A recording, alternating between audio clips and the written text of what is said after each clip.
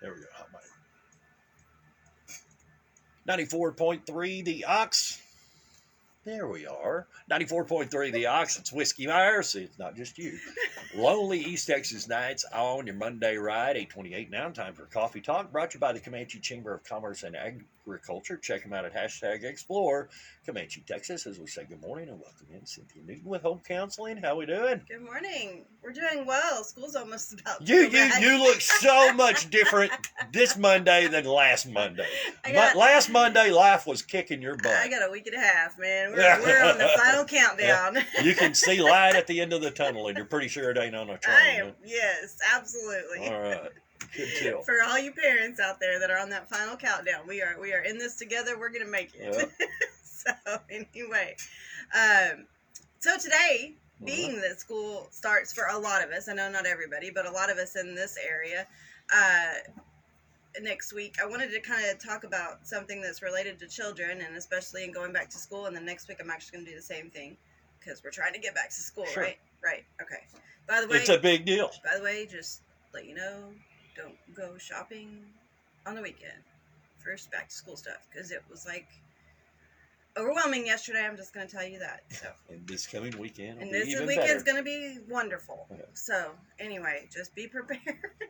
Be prepared to not find what you're looking for. It's like Black Friday all weekend long. It is. Be prepared. What did you say? I said be prepared to not find what you're looking for. There you go. And suffer the whole time you're doing it. And tell your kids if they wanted a different color, too bad. That's what's left. So anyway. But yeah, just be prepared. Make sure your anxiety's in check before you head out to go shopping this next weekend before school. So just checkpoint yourself there. There you go. Okay, so mental health. Okay, I've talked a little bit about mental health in children and the importance. You know, we're fixing to start school in a couple weeks. Some people 3 weeks. Sorry. Anyway, but first off, mental health promotion raises awareness and understanding of mental health issues and reduces the stigma of mental illness through education and training.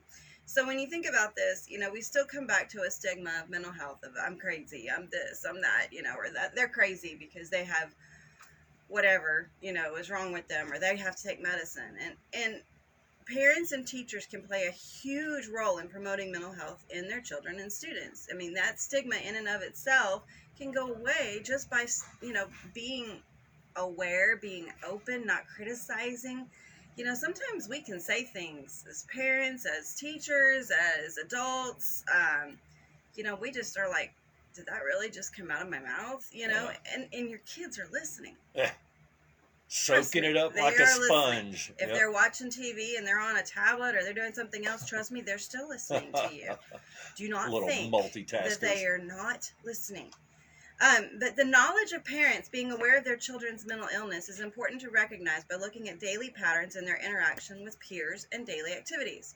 Some indicators that children may be experiencing a decline in their mental wellness can include a decline in mood and a decreased desire to participate in their daily activities. What's today? 1st of August. What's today? Monday. You're on a radio show. Spider-Man Day? Really? What is today? I don't know. We've been talking about it for weeks. Football. 2 days? Yeah. Oh, okay. Well, Man. If I was having to go out there and suffer with them, believe me, I would know. I would have known a month ago that this day was coming. But it is the start of football, high school football. And two-a-days started today. If you've got kiddos that, you know, hey, you know, all of a sudden are taking a step back and, you know, I'm not really sure I want to do that this year. And I'm not saying there's anything wrong with that, but you might want to double check, especially if there's a kid that, I say kid, I mean child. If there is an individual that has always played football or always wanted to do sports, and all of a sudden it's like, you know, I don't want to do it this year, you know, this or that, you know, just double check and make sure it's not because of some depression or something else that might be sneaking in there. You know, you always want to be aware of changes in your kids. As the new school year is approaching, this information could be helpful for parents in helping them to promote mental health wellness for their children by being knowledgeable of how they can support their children.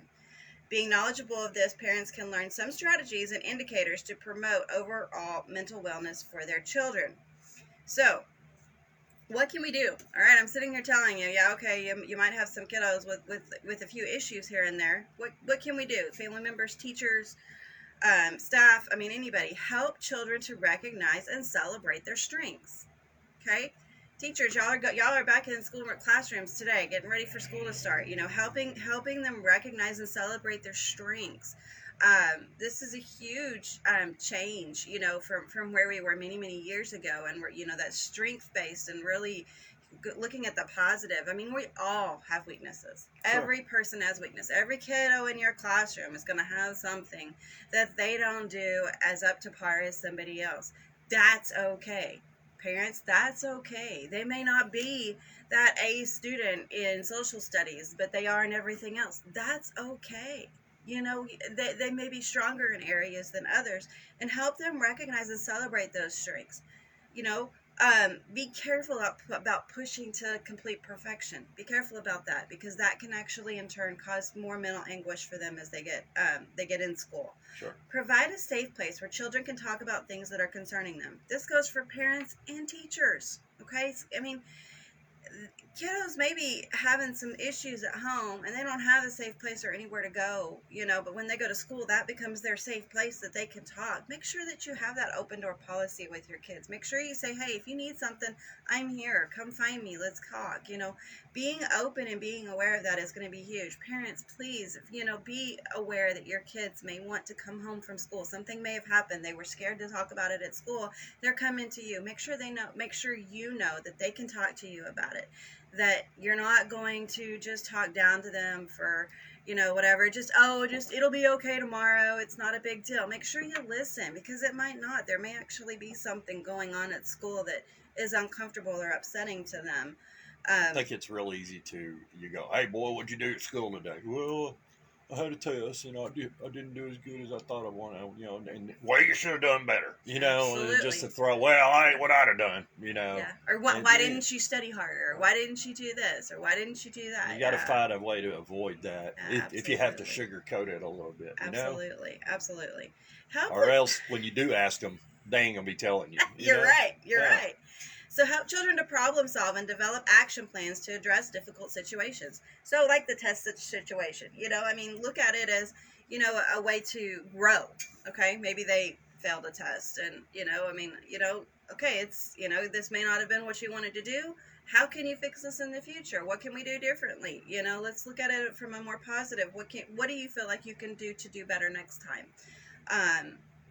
So when you're addressing those situations, they come home from school, there's a kid that's picking on them, venturing on bullying, you know, and are you going to tell them, oh, just go back and hit them tomorrow? Probably not. Not in this day and age, okay? That is not a good answer. And you'll get stuck with that little dumpling for 3 days. Okay? You know, involve your teachers, involve your staff, involve your administrators, you know. Don't be afraid. Encourage your children to talk to other people about what's going on. Bullying is huge in the schools. Not only just face-to-face bullying, but we've got cyberbullying going on all over the place. And we've had this whole summer, we're going back into school where kids, there may have been some cyber stuff going on over the summer, and now they're going to have to face it and deal with it heading back into school. That can be scary in and of itself for kiddos. So be aware. Listen to your kids. Make sure that they have somebody to talk to. Encourage children to be active in a variety of school and community activities. Okay, for those of y'all that watch that don't realize we're in small town USA, we are in small town USA. Okay, we may not have as many varieties of activities as some of, you know, the bigger areas, the Metroplex, Houston, you know, I mean, you know, some of those bigger schools, right? But we still have activities, we still have things that kids can plug into, and encourage them to do that, you know, encourage them to get involved, encourage them to do something. And if you're going to one of these little bitty schools and, you know, there's a lot heavy on the sports, we know that in these small schools, because that's a lot of what we have to offer in these small schools, and your kid may not be a sports person, help them find something else to do.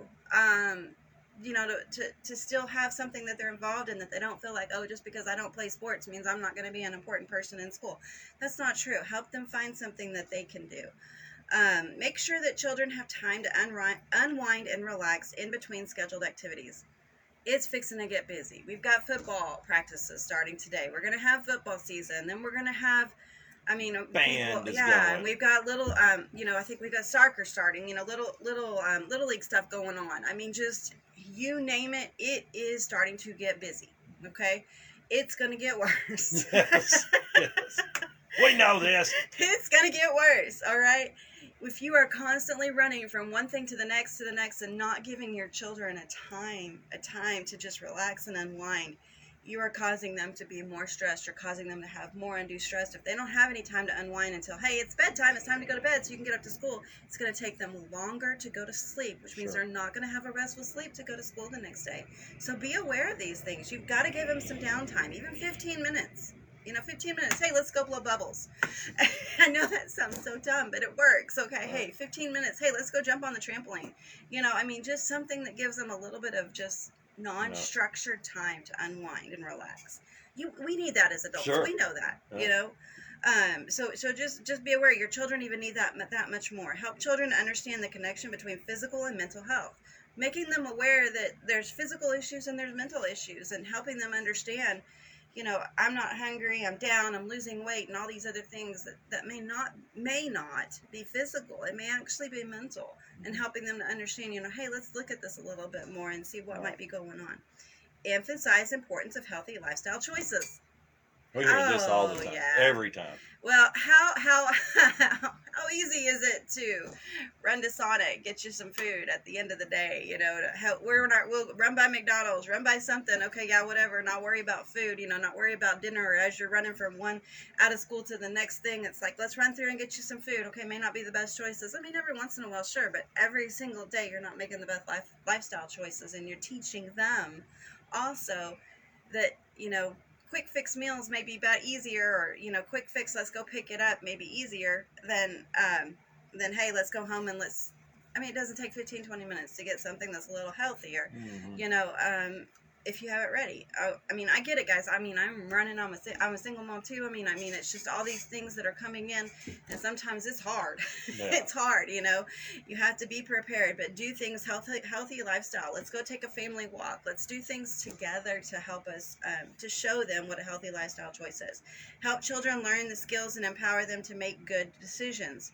So empowering them to make good decisions, again, helping them to make choices and learning skills is going to be huge. Balance and choice.